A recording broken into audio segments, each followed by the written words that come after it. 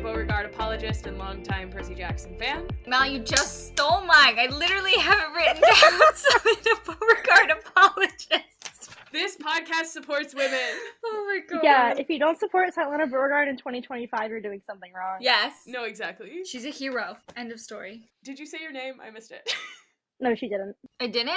I'm Julie. You guys know by now. You know my annoying grating voice. And we are also here with Soph, icon from TikTok. Hi, guys. Thank you so much for having me back. Yes. Also a Selena Beauregard apologist. Not gonna lie, I was like fighting for her life on Tumblr in like 2014. Planned an event for Selena Beauregard apologists in that era of that time. Because we hated women in the 2010s, and I know. we've gotten over that. Well, have we? Well, the cool ones of us have. We're not gonna go there, Julie, too soon. The ones who are correct. That was more on me, because me in 2014, I was not a girl's girl, but I've grown, I've changed. Here we are. That's all that matters. Soph, you requested to come for the Selena Clarice bit like months ago, and I cannot believe that we are finally here. I know. I remember, like, whenever you invited me on for the first time, I was like, I need to be cool enough to come back for, like, this. So, we've got chapters 17 and 18 to discuss today. Chapter 16 ended in kind of a weird place. It ended with the, like, I looked down at the dying face of Selena Beauregard. Then we just kind of jump right back into all that action.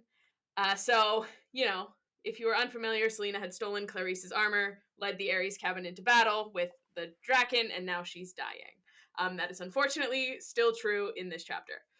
To set the scene, Clarice has Selena's head like in her lap. She's asking why she would do this, and Selena says the Ares cabin would only follow Clarice.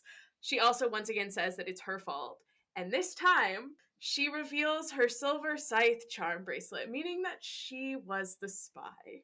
And I have been waiting for months for Julie to get to this moment. Why do you want to see me hurt? That's not very best friend of you.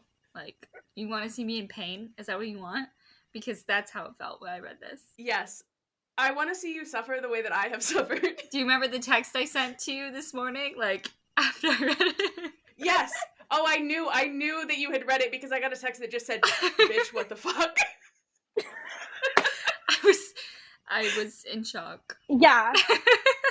That is me with every single one of my friends that I have recruited to read this godforsaken series that I adore so much after the show came out. I've even let some of them borrow my books, and it's so funny because one of my copies back home that my mom has in Austin, it has like my friend annotating it, being like, "Girl, I swear to God," like in it, like I let her borrow it. We both like vicious annotators, but yeah, every single time had a new friend read the series because of the TV series. It has always been the end of the Battle Labyrinth. They're like, you gotta be kidding me right now in this chapter. Yeah. Up until this book, Julie had, I don't think ever texted me in the middle of reading, but she texted me when Beckendorf died, and then she texted me last chapter when Selena was dying, and then she texted me again with the spy reveal. So, you know, there's just a lot of great, shocking moments in this one. And I want to shout out Julie's prediction skills because 6 months ago, episode 32, I asked if you had thoughts on who the spy was, and you said, and I quote, "It better not be Selena, that's all I'm saying. I love her, I'd be very disappointed in her." So, I just want to know, are you disappointed in her? You know what? It's like that meme. Like, I'm not mad, I'm just disappointed. And you know what? I am. Like, girl, I get it. Like, Luke betrayed you. But, sweetie, have some self-esteem. Like, I can't. Mm-hmm. Well, I feel like she was so done with Luke. She was actually so done with him that it was not even funny. Like, the way that I could just picture, like, she's 17 now. The 14-year-old being like, am I bi? I need to figure this out. Why is this guy hitting me up? I have things to figure out. Like, I could just imagine, like, 17-year-old Selena Beauregard be like, hold up. Okay. I have some...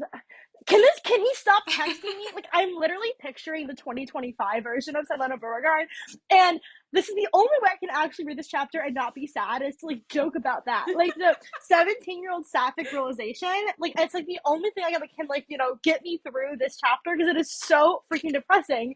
For everybody out there, for audio purposes, I have the Iliad next to me. Side by side with the Last Olympian for this episode. She came prepared. So She's too busy having her bisexual crisis over Clarice. Except, actually, we kind of said last episode that, yes, this is very sapphic coded, but also, we don't know that either of them really realize it at this point. Like, I think Selena is still too in her feels about Beckendorf, because, you know, really and truly, I do believe that she loved Beckendorf as much as she, And so, you know, she's too in her feels about that to really address what these feelings are that she has for Clarice. And then Clarice, I just kind of envision being like me in college and looking back and being like, oh, that friendship? No, I had a crush. That was a crush. I firmly say online, Selena is bi. Like, I hate whenever people are like, oh, she never loved Beckendorf, blah, blah, blah. No. Like, that is so painfully not true. The way she acts for the last, like, 2 books was, like, literally exactly how bi girls act when they're 16 and 17. Like, literally, you're so in love with your boyfriend, and then you, like, start to also realize, like, oh, maybe I do find my female friends, I do see them, like, the same level of, like, quote-unquote romantically attracted as I also see my boyfriend, but obviously I'm faithful to my boyfriend. Like, I love my boyfriend. Like, now when I reread as an adult, like, I can just totally feel her anguish through the screen, and, like, now that I go back and read knowing what happens to her, I'm like, she just deserved to be a teenager. She did. I feel like Rick was so setting us up for, like, PJO to have their first lesbian relationship, which was unheard of in young adult in the 2000s. Like, literally, oh no, I don't think the series is young adult. Is this young adult, or is it? No, it's middle grades. No, it's not. Heroes of Olympus is young adult. I think they're both middle. I think it's Rick only writes middle grades. I'm pretty sure. Heroes of Olympus won, like, a young adult award. I remember in, like, really 2016. Yeah, I thought they were all technically middle grades. Maybe not. I could be wrong, but anyway, like, the way that I thought that Rick was setting them up was so, like, well done, and then he just died. The way that Rick just so beautifully set him up, like, what happened to her boyfriend was tragic. She's starting to realize she has feelings for her best friend. Then she just dies. Like, yeah, she just dies. Rick hates women, actually. Maybe so. And me specifically. And also, like, if you're literally setting up the Achilles and Patroclus parallel here, like, the famously heterosexual Achilles and Patroclus, like, if you're gonna make them that in this series, like, the implications are there. They're there. Well, once I realized that it was gonna be Achilles and Patroclus, I knew that she was gonna die. I read, like, the kiddie version of the Iliad, and I was like, uh-oh. Oh, no. Uh-oh. Uh-oh. Uh-oh. Like, I remember, like, I was, like, reading and I was at school, and I was like, in the lunchroom, and I was, like, panicking. I was like, no, this is not happening. So. Alright, so I guess to get into Selena's, like, motivations here, in the text, she explains that before she liked Beckendorf, Luke was always nice to her, and later she wanted to stop passing him information, but he threatened to tell everyone, and also told her that she was saving lives by doing this, and that less people would get hurt, and also, like, he wouldn't hurt Beckendorf, which, wow, shocker, he was lying. And, like, it happens. It happens to many girls that get manipulated by boys they like, specifically older boys, because, like, I mean, like you said, she is, like, 17, 18 now, would have been like 13 or 14 when this started, because we can assume if we heard about the spy in the Sea of Monsters that she kind of got recruited somewhere around then.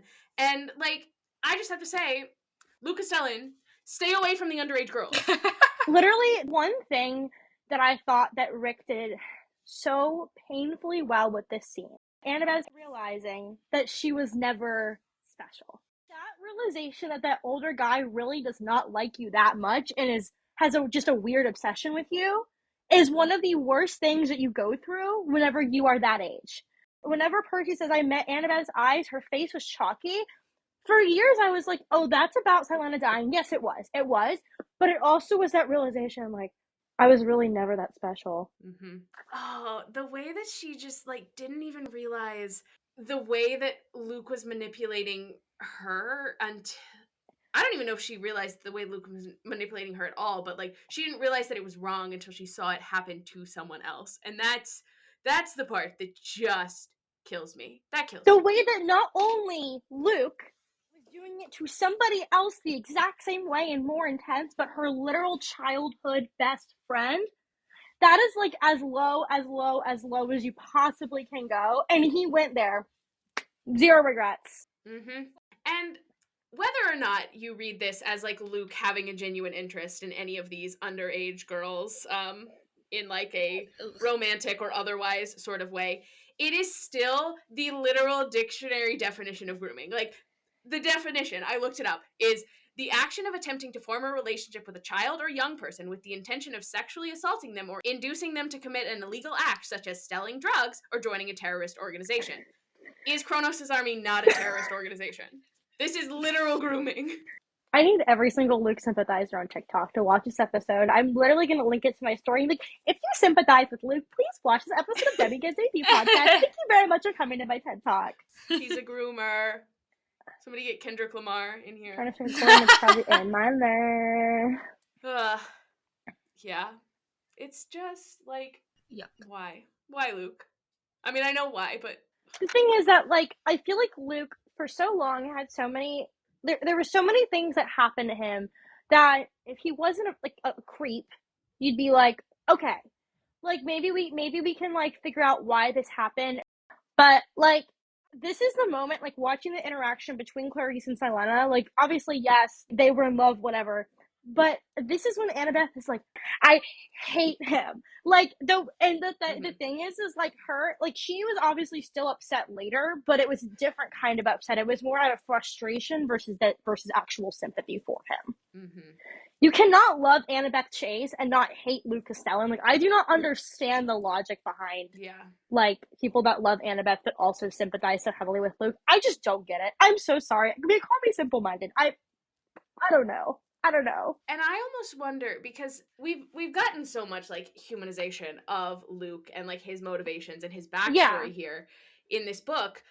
I almost wonder if Rick kind of added this sort of weirdness with Selena and like manipulating her to kind of be like, hey, but also you have to recognize that like he's doing really, really bad things, and like his past is not an excuse for what he's doing. I would agree. I feel like Rick was like, I feel like I might have made him too redeemable. And then he was like, I'm just stressed that this man is a creep. Mm-hmm. I apologize for listeners. I will be throwing Luke so much shade for this entire episode. As you should. But yeah, basically, like, his whole thing was like, oh, like, my girlfriend died.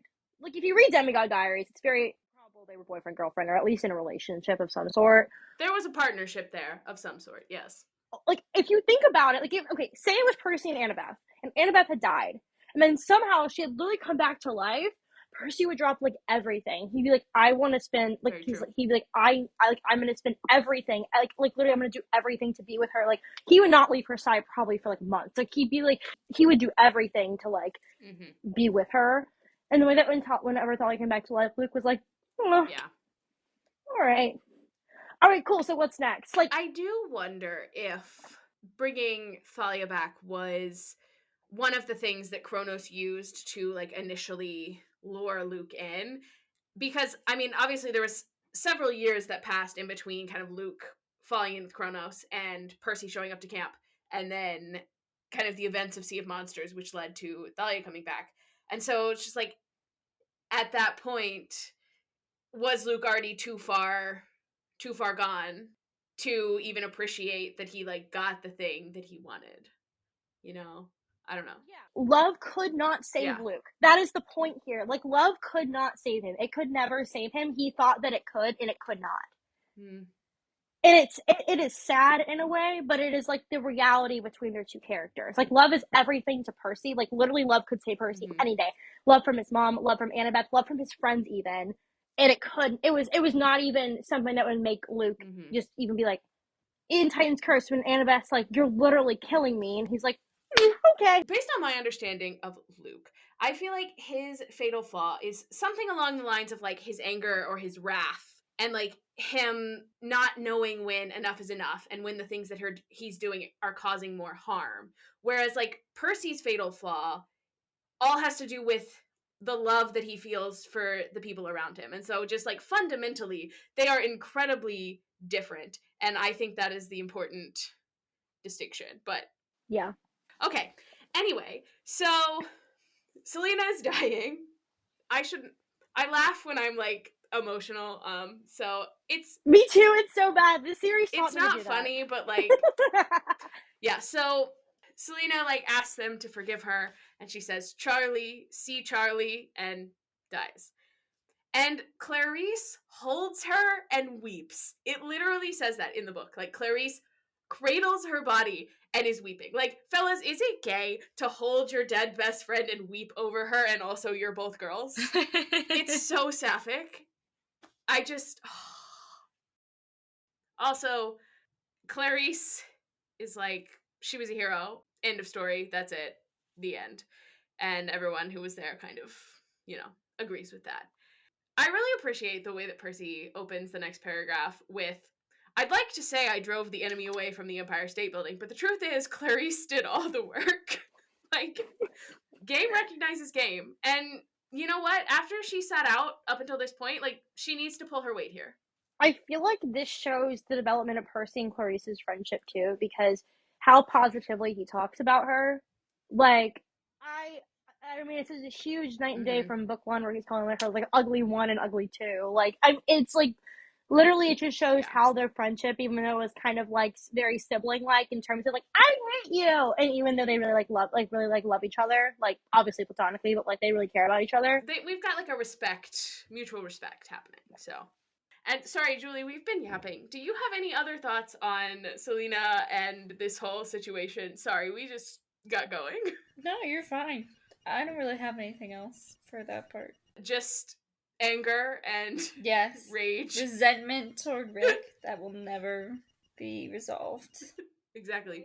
Anger, rage, and lesbians. So then Clarice is literally driving around with the Draken's carcass tied to her chariot, which This is crazy. it's crazy. And it is another Achilles parallel because after Hector killed Patroclus, Achilles then kills Hector and ties his body to his chariot and then drives it around the city for like 11 days until Hector's father literally comes and like begs Achilles for his son's body. So that's even crazier, and I'm really glad once again we are not dealing with a human person. Same way that our like kind of war prize that we're fighting over was not a human person. I'm really glad that the body that we're dragging around is not a human person. Yeah. Also, I'm a really big fan of the fact that like in her rage and her like desire to just go and fight, she also found the time to like tie up the Draken and drag it around. Like, she was like, I'm pissed. I've got this sword. Kronos is gonna pay, but first, I gotta tie up this body. Mm-hmm. Yeah. And she starts glowing red, which Thalia recognizes as the blessing of Ares. So she's finally kind of got her father's approval. Don't text, I'm emotional. And she really can't stop. She's just kind of driving her chariot around, threatening to kill them all, demanding that Kronos come out and fight her, and calling him a coward. And eventually she's just like making circles on Fifth Avenue. It's funny, but it's also a little bit sad. Like, Bestie Girl is not dealing with this well. No. Kristen says, I'll watch her because, she'll get tired eventually and I'll like make sure she comes inside. So great. Chris just like lets her tuck her out. He's like, Yeah. She'll get tired eventually. It's fine. Then, kind of our next move for Annabeth and Percy is to head up to Olympus to set up our final defense. We run into Travis and Connor on the way. Connor asks if it's true about Selena. Percy's like, yeah, she died a hero. And Travis is like, yeah, I also heard. And Percy's like, she was a hero. That's it. The end. I appreciate that. And then they kind of talk about how they can't disable the elevator, and without reinforcements, like Kronos' army, even though they have to come up just a little bit at a time, like eventually they will be overwhelmed. So it's not looking great. And Percy gets an idea, turns to Mrs. O'Leary and asks her for some kind of favor that he doesn't tell us in the moment, but I mean, you've read chapter 18. He sends her to go get Nico. And also, on our way up, Linnaeus is just dying in the lobby. Which, like, it's random, but also, like, makes sense, I guess. I don't know. He, like, asks if they've won, and Grover's like, yes, all because of you. Which is, like, wild.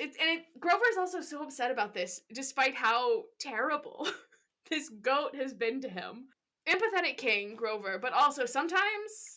He was dying now, you know? But sometimes I don't feel bad about the terrible old men in power. I was just gonna say, like, I'm the worst at reading, like, series because once I don't like somebody, I'm like, oh, okay, next. Like, I remember whenever Linnaeus was dying, I was like 9, I was reading this in lunchroom, and I was still distraught, and I was like, oh, alright. Yeah, don't care about that one. Like, alright, on to the next. Like, that was literally me. Yeah. And also, like, when he dies, he turns into a laurel, and Grover's gonna plant him on Olympus, so, like, really, he's got the best case scenario, honestly. It's like every satyr's dream, right? No empathy. Oh my god. Wait. No, I don't care about this old goat. The reason why I love coming on here is that Mao is equally as much of a hater as me and about the same people. I'm like, oh my god, I feel so validated. I love to hate. And I also love to love, but you gotta earn the love, you know? So then, our little core lightning thief trio, Annabeth, Grover, Percy, are all in the elevator together. And Percy thinks of his first trip to Olympus and how he was alone, but how glad he is now that they're with him. And he also gets the feeling that this might be their last adventure. I literally wrote, I literally quoted, I had a feeling this might be our last adventure together, and I wrote, shut up, Percy. I was like, no, we're not doing this. You're like, don't you dare. This will not be your last adventure. So then, in our elevator, Annabeth then speaks for the first time since Selena died and says, Percy, you were right about Luke. And this is another bestie girl who is not handling this well, because Annabeth Chase admitting that Percy is right, I don't think she has ever spoken those words before. It's a cry for help. I actually did look up if Annabeth has ever spoken those words before. I just kind of, in my ebooks, looked up the phrase, you were right. And so, actually, the phrase, you were right, does not appear until the Titan's Curse. The first time it appears is, like, Apollo telling Thalia, like, you were right, you did have it under control, after she crashes the chariot. And then the second time is actually Thalia telling Zoe, as Zoe's dying, that she was right about Luke, heroes, men, everything. And then that's when Zoe does her infamous, well, perhaps not all men, and, like, looks at Percy, but that's fine. And then there are also 2 you were rights in Battle of the Labyrinth, one from Rachel, one from Daedalus. So this is indeed the first time that these words have been spoken by Annabeth. So you're welcome for that. Do you like to let me sleep at night? Because you're a terrible person, by the way. I wanted to point all of this out because I think it's very interesting the way she and Thalia sort of have very similar you were right moments, because Thalia is like, you were right about Luke. And Annabeth literally says 2 books later, you were right about Luke. It's like the same moment, but much later for Annabeth. So, you know, she also then hits Percy with a, I hope you're happy. Oof. Because, you know, again, not handling this well and taking it out on the wrong people. Yeah. And Percy's like, that doesn't make me happy. And good old comic relief Grover goes, well, sure is good to be together again. Arguing, almost dying, abject terror. Oh, look, it's our floor. Thank God for Grover. But poor guy has been in the trenches with these 2 since day 1. Yeah. Free him. So, up on Olympus, things are kind of depressing. We've got the park set up as field hospitals, which just is interesting to me because why would you want to lug your wounded all the way up to Olympus? So they were safe. But then, I mean, I guess, where else are you gonna put them? So they were safe. Yeah, it would be the safest, but never mind, ignore me. They also pass a body that's in, like, an Apollo cabin shroud. Thinking about it, it's probably not the guy who got dragged away on the Williamsburg Bridge by a hellhound. It's also probably not Michael. So, is the Apollo cabin down to, like, 3 campers at this point? Because I know for a fact there are 3 campers that survive this battle from Apollo, just based on later books. I mean, I guess that's spoiling a little bit that Will Salas survives, but, like, that's not an important spoiler. But are there only 3 survivors from the Apollo cabin? Did it give us a number? Because I know that I remember they gave us, I thought it was single digits. They gave us a number. They didn't give us, like, a starting number for each of the cabins, but my guesstimations are that all the cabins started with a single-digit number of campers because there were, like, 40 campers to begin with. Yeah, also, I don't think everybody Or was it that everybody was there, but it was just who died in Battle of the Labyrinth that wasn't there? Because I was doing math in my head and I was like, this is not everybody. Percy said at one point that like enrollment was way down and they had way less campers than they had like his first year. Was So there? I think Okay. everybody Don't but listen to me. like Okay. the Ares Because, okay. cabin Okay. went to the battle. Yeah.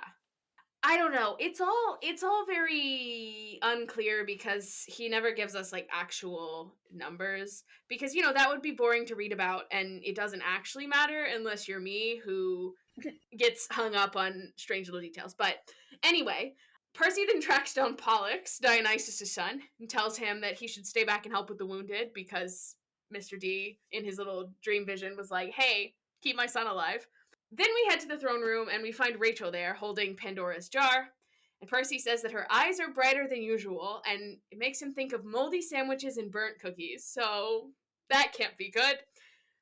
Annabeth and Grover leave them alone under the guise of going to set some traps, which is just funny. Annabeth's like, we have to go set some traps. And Grover's like, what? Oh, right. We got to go set some traps. Very funny. Percy takes Rachel over to Hestia, who's sitting by the fire. Hestia says, you've come to the hearth at last, and tells her to claim her place. She must let go of all her distractions, and that's the only way she's going to survive. And so then she turns to Percy and she says, I thought I was coming here for you, but turns out I wasn't. And once again, Percy takes this so personally. He's like, oh, so now I'm a distraction? Is this because I'm not the hero? Like, Percy, please, this is not the time. And she says that she was drawn to him because he opened a door to all of this, but like their fates aren't intertwined. And he's like, well, I might not be the brightest, but I'm pretty sure I just got dumped, which is lame. And I really appreciate his use of the word lame here because it's just kind of funny, but which is lame because we weren't even together. And as a girly who has been dumped by someone I wasn't even dating, I feel him. I do. The situationship breakup was so funny.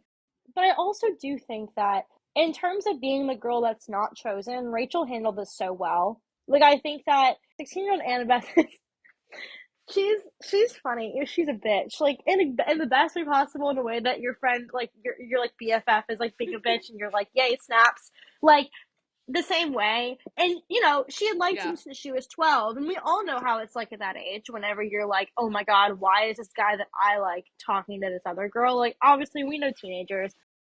But I will say, I feel like this part of the book is when you really start to see them become like not adults. I know they're not adults yet, but you really start to see them mature.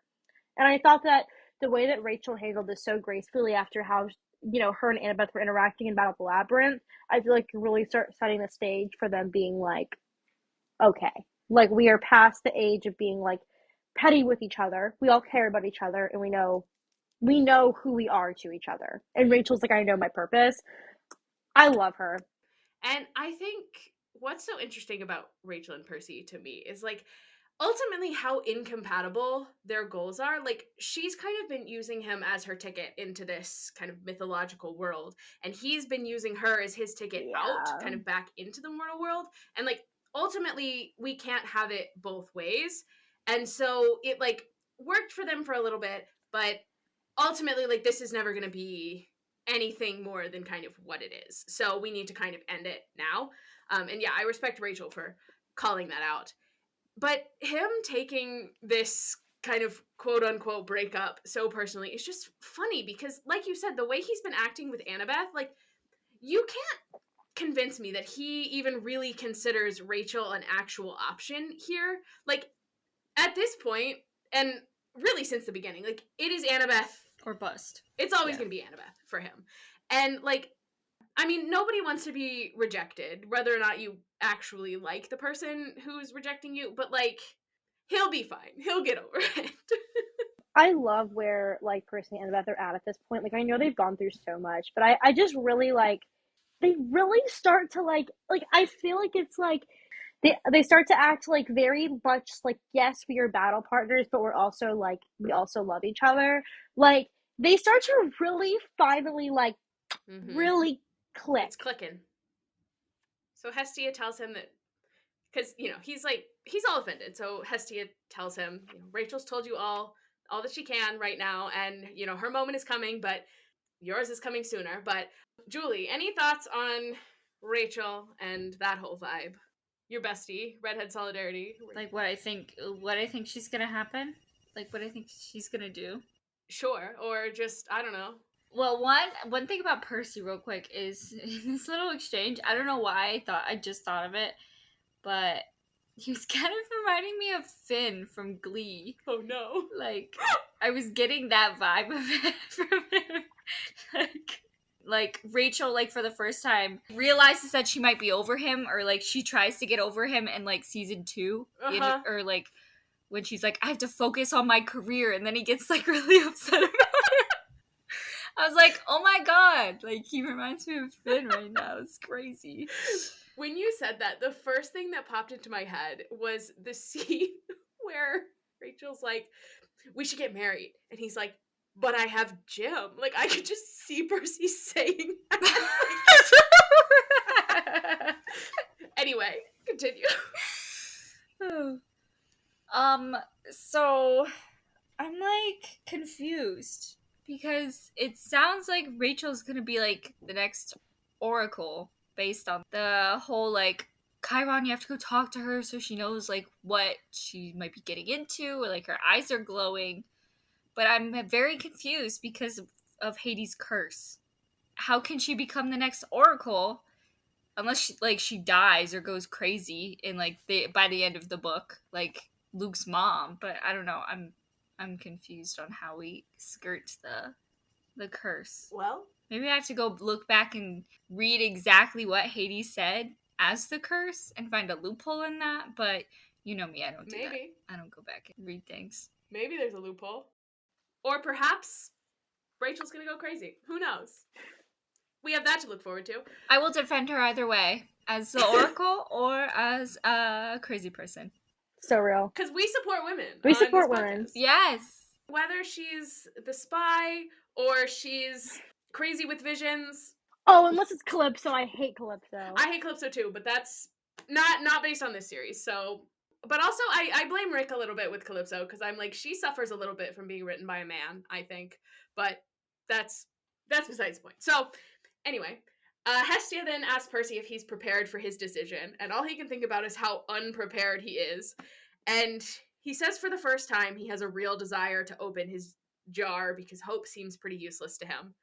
But he also then starts thinking about the people he cares about and like the images that Hestia had shown him, and he ultimately decides to give Pandora's jar to Hestia as kind of an offering, because hope survives best at the hearth. And you know, you can't lose hope when there's still people you care about to fight for. I always thought, and they never gave us specifics about all the visions, so you think that he saw his future with Annabeth in one of the visions? I've always thought about that, because it was very, like, finite for him, where he was like, nah, okay. Interesting. Like, that's, okay, sorry, I'm number one perspective defender, so I'll always bring it up. Like, I thought about that a lot, like, in stuff that he doesn't mention in the earlier series. What exactly does it say? I want to know, because maybe I'm wrong, and I'm just, number one perspective defender, and I'm, but, like, I also think that was part of it, that's how I always interpreted it. Okay, so here's what he says. He says, Hestia held out her hands and the coals glowed. I saw images in the fire. My mother, Paul and I eating Thanksgiving dinner at the kitchen table. My friends and me around the campfire at Camp Half-Blood singing songs and roasting marshmallows. Rachel and me driving along the beach in Paul's Prius. Oh! That's it. There is no mention of Annabeth. I thought for sure there would be mention with Annabeth. But it also, like, it doesn't seem like anything is the future. I think it seems like it's all memories. Okay. That makes sense. That tracks. The volcano kiss is not a good memory? Right. That's what I was going to say. I was like, surely she showed him the volcano kiss, and he just was too embarrassed to bring it up. But him mentioning them in the Prius over volcano kiss, I'm so mad. I know. Oh my god. Okay. We need to move on. I just made myself mad. No, that also made me kind of mad, because what? I'm just going to say he was too embarrassed to say that he also saw the volcano kiss. Alright, I'll live with that too. But it is kind of fun that, like, he sees his mom and Paul, and, like, I love his relationship with Paul is so fun to me, and more on that later in the next chapter. But, like, I guess speaking of dads, next Percy goes off to find his father's throne, and he's decided that he's going to sit on it. once again, our like comic relief Grover is like, so gods don't really appreciate you sitting on their thrones. Like, turn you to a pile of ashes. Don't appreciate it, which I think is funny. Percy is adamant that this is going to be the easiest way to get his father's attention, and he has some kind of interesting thoughts when he gets up there. Mm-hmm. He first thinks about what it would be like to be a god on the Olympian Council, like with so much power, but also so much arguing. And he thinks how it would be easy to get paranoid, start thinking only of your own interests. And then he starts thinking about how Poseidon has the entire sea at his command, so like why should he have to answer to anyone? And like it's kind of a scary train of thought. He starts spiraling. Yeah. I don't know. This was just very interesting.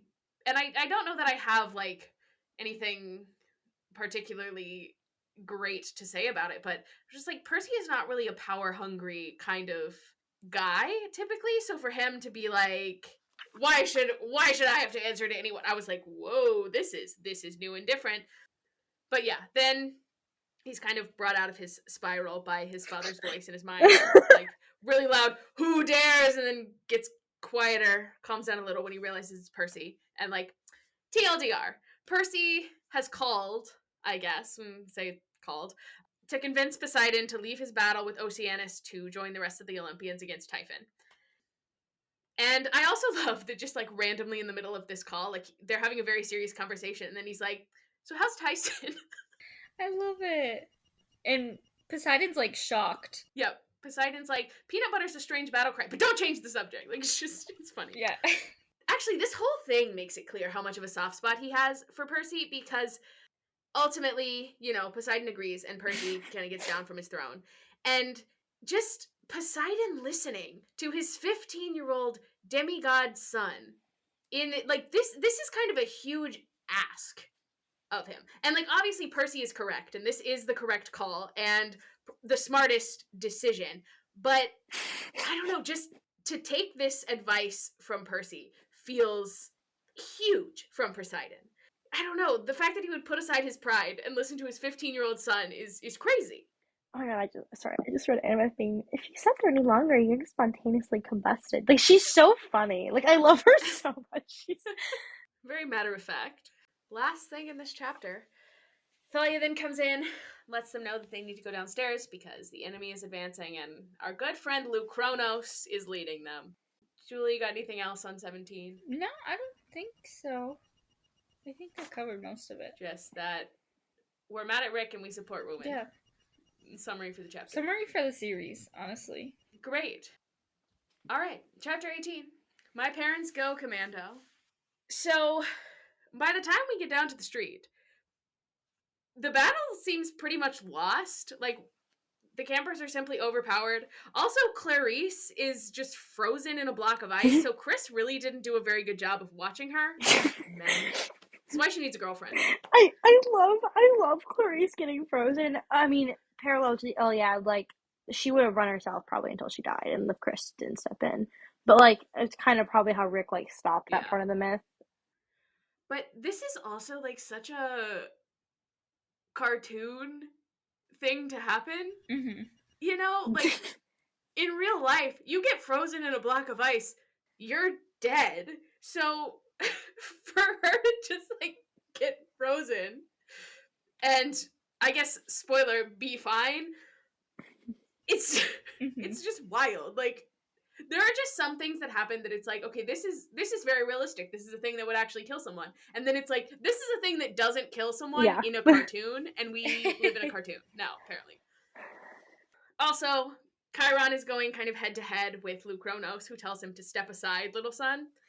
And I always kind of forget that Kronos is his father. Very wild.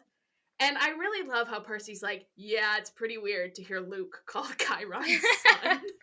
I love how Rick is always like, I feel like people get too down the tangent. Oh, he's Kronos at this point.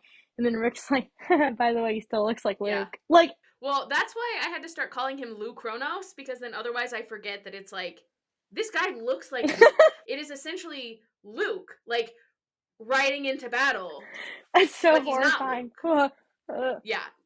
I know, I had to keep reminding myself, because otherwise I picture Kronos as like a separate thing, but he's Luke. Then we've got a pretty good confrontation here between Chiron and Luke Kronos. So Chiron says, like, Luke was a hero before Kronos corrupted him, and Kronos responds, "You filled his head with empty promises. You said the gods cared about me." And then Chiron points out that he said me, and Kronos responds by throwing him into a building. I mean, it's not in this book. I think it's in Sea of Monsters that Percy says that for a while Chiron was pretty much the closest thing Annabeth had to a father. So she, once again, Bestie Girl is not dealing with this well. She kind of screams no. She attacks Luke Kronos, tries to stab him, but since he is unfortunately invulnerable, her knife simply bounces off, probably dislocates her shoulder that was already stabbed. And then Percy, like, grabs her, and he's, like, holding her back as she's fighting him and screaming, like, "I hate you!" And Percy tells her, like, "I have to fight him." And Annabeth says, "This is my fight, too!" And, it's so good. Like, I It's can so just good. imagine, like, the look on her face, like, the way that she just, like, snapped her head around, just, like, pure rage. She's like, "I hate you." Like, I said in the previous chapter, I'm like, the switch was flipped. She was like, "I hate him." Yes. I also kind of enjoy the way that Kronos says Luke wanted to spare her, but, like, unfortunately, that's not going to be possible because, you know, Kronos doesn't keep his promises. And I also think that, like, respect. She's made herself enough of a nuisance that Kronos is like, unfortunately, I'm gonna have to kill you. Girls should be more annoying. That's all I'm saying. So, before he is able to kill her, Mrs. O'Leary then turns back up, and she is brought with her Nico, or Nico has brought her with him. Unclear who was in charge of the shadow traveling, but...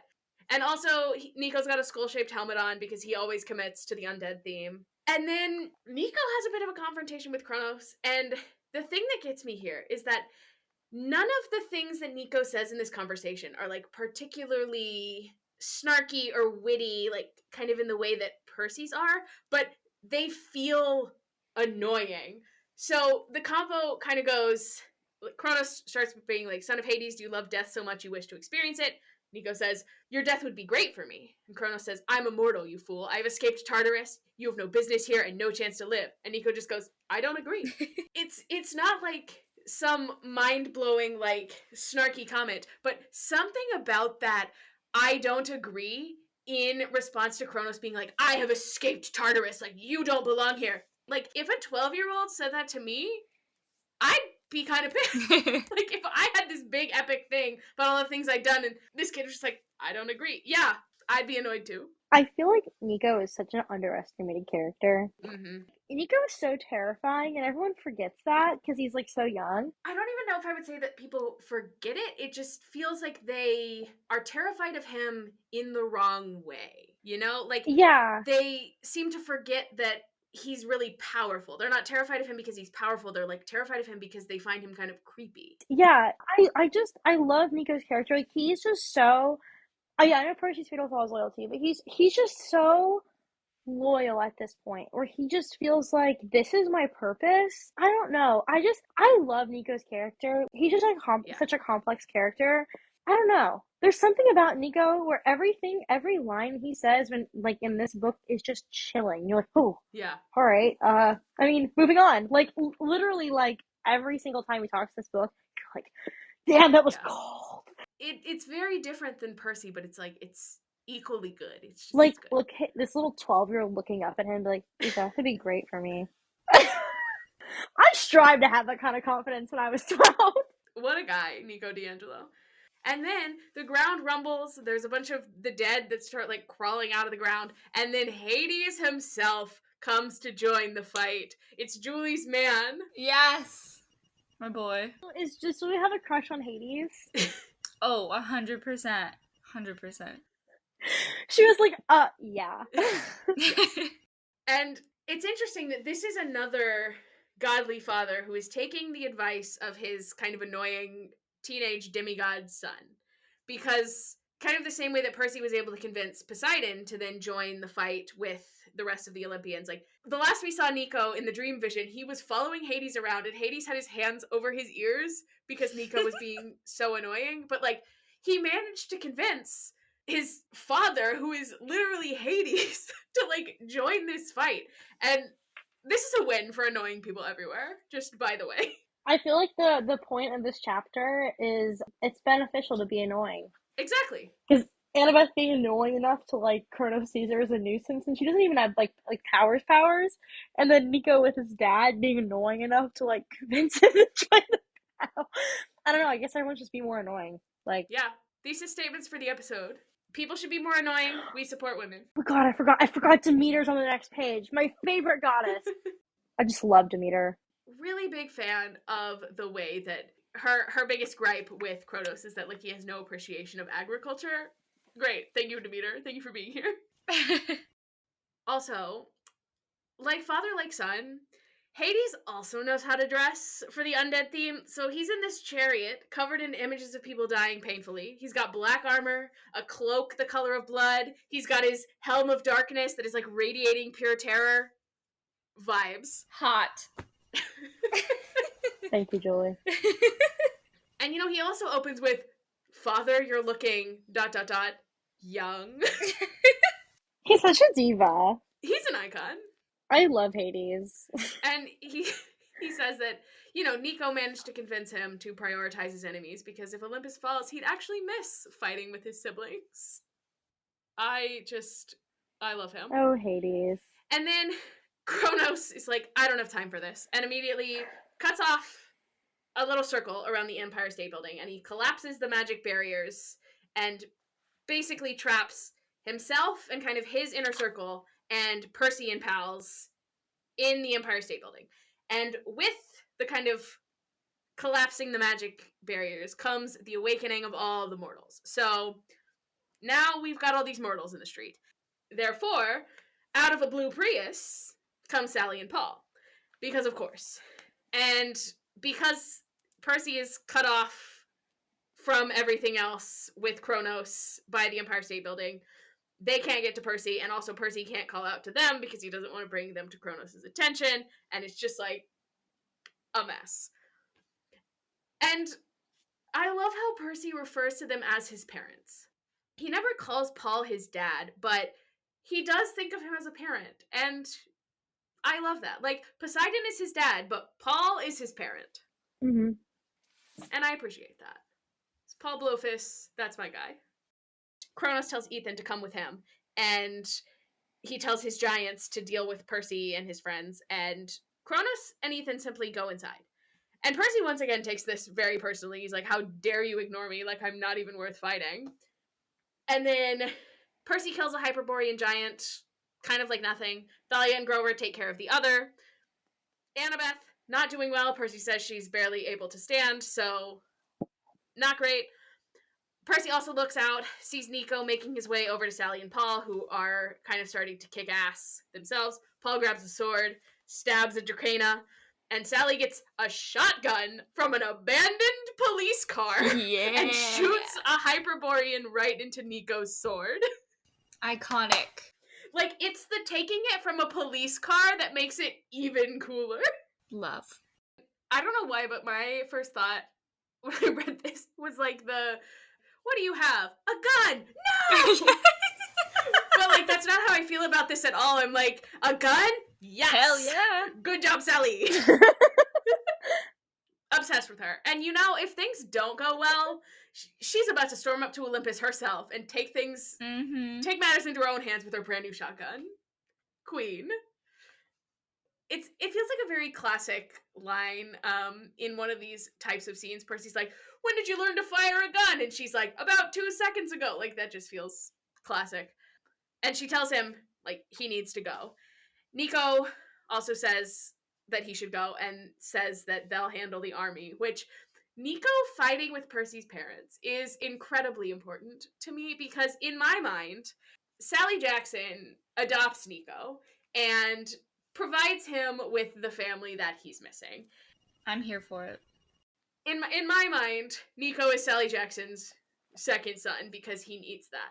I love Nico. He's so precious. Also, I would read the hell out of a fanfic about whatever it is that Nico and Sally and Paul are doing on the streets while Percy and gang go up to Olympus. Like, I would love that. I remember I read one about like what it was like shattered my soul, but I read one about like what Annabeth did whenever Percy wasn't with her this summer. Oh, when he was with Rachel? Like all the time she like thought about like Iris messaging him and like checking in on him. Good, please. I love angst. I love Yeah. drama. I love fan fiction.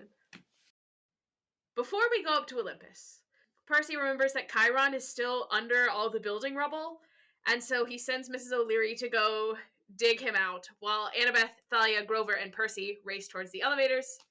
Big fan of this quartet. I feel like we've never had just the four of them together, so it's fun that the four of them are going into this battle. That's pretty much the end. This chapter is very short, and the ending is just very abrupt. Like, I was kind of like, oh, that's it? Okay, Also, this great. ending is paralleled to them going up to Olympus in Titan's Curse. Oh, yeah. I guess it was the four of them then, too. Yeah. So, two great chapters. I know, Julie, you texted me. You were like, I really want to I really want to finish. I did. Instead, I went back to work. But very good. I love a cliffhanger. Yeah, and we only have 5 chapters left, 2 episodes. Crazy. Julie, do you have any predictions for the next 2? Chapters 19 and 20?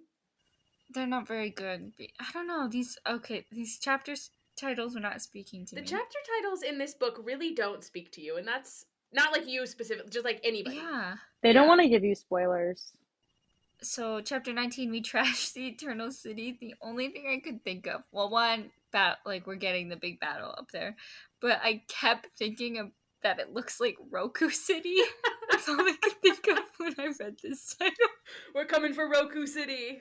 No, not Roku City. And then chapter 20, we win fabulous prizes. I don't. It feels too early for like them to like save everyone. So I don't. I want to say it's like one of those play stupid games, win stupid prizes type thing. Be like, what tomfoolery are we gonna get into up here? But it's not gonna be good. But yeah, that's what I've got. Did you look back at the prophecy at all? I did. Ooh. I did. Okay. Do we just want to go over the whole thing or just like the second half, I guess?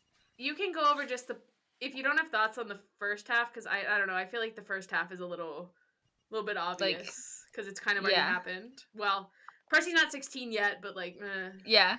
I will say every time, because like, see the world in endless sleep, I was like, oh, like Morpheus like puts Manhattan to sleep. I always want to say Morbius.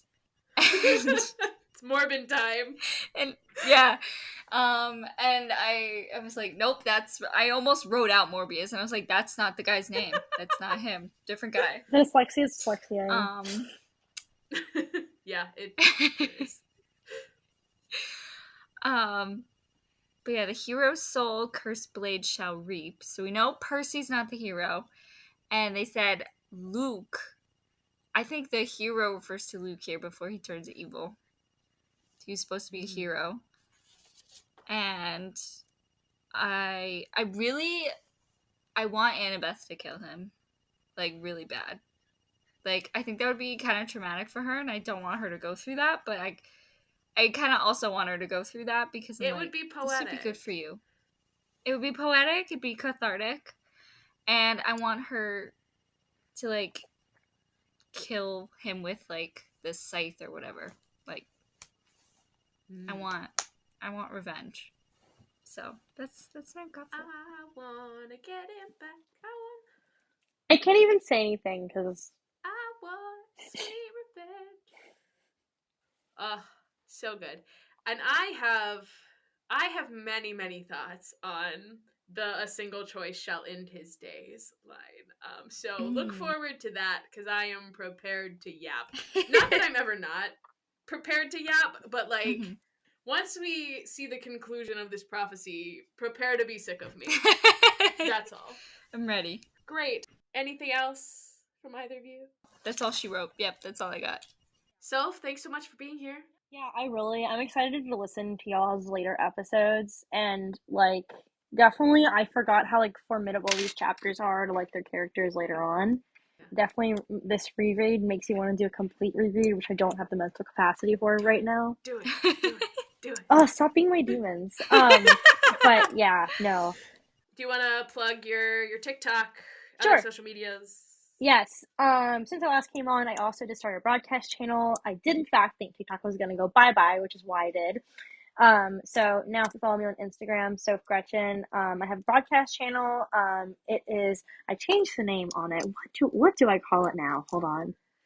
It's Soph's Bookish Yapping, because I also want to talk about Hunger Games, so I'm putting it back to a Percy Jackson reference probably once the conclusion of like Sunrise on the Reaping content goes down, because, you know, obviously I want to finish the book. I've been live tweeting it as I've been reading it, so yeah. Anyway, Soph's Bookish Yapping right now. My Instagram is Soph Gretchen.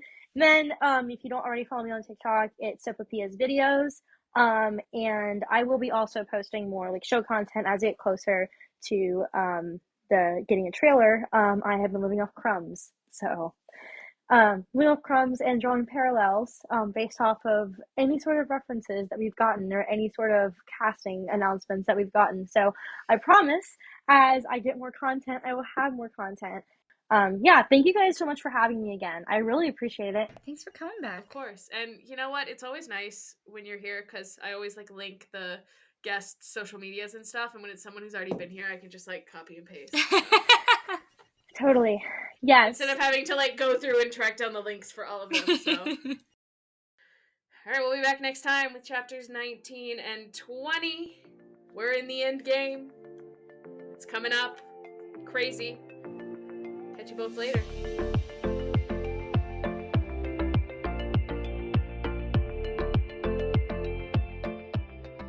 Hi, you can find us on social media at @DemigodDebutPod. You can also find links to all of our socials in the episode description. And if you enjoy consuming this podcast, consider leaving us a rating or review wherever you're listening. See you next time for the next 2 chapters. Bye!